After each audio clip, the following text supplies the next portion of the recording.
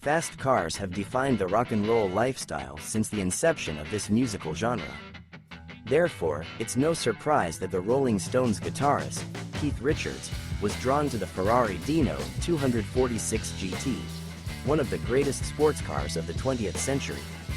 For many years, this supercar adorned Richards' garage and became a symbol of the musician's adventurous spirit and his affinity for all things extraordinary. Its sleek lines, engine roar, and timeless allure couldn't escape the attention of the rock star.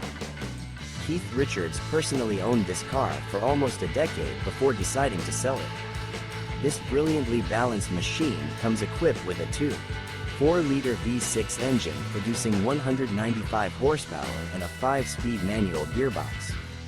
It accelerates from 0 to 100 km per hour in 7.4 seconds and reaches a top speed of 235 km per hour. In 1975, Richards sent his Dino to England and registered it with the license plate number GYL 157N. It is said that he used the car as personal transportation during European tours, accumulating over 25,000 miles and many untold stories in the following years. After nearly a decade of adventures, the car was purchased in 1986 by a collector from Japan whose name remains unknown to this day. By then, the Ferrari Dino 246 GT had already covered 40,000 kilometers.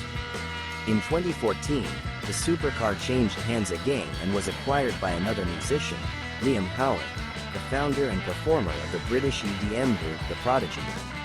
Later, the car changed ownership several more times and underwent restoration. Now, it is being put up for auction by Sotheby's. The 1972 model is expected to fetch between $400,000 and $500,000.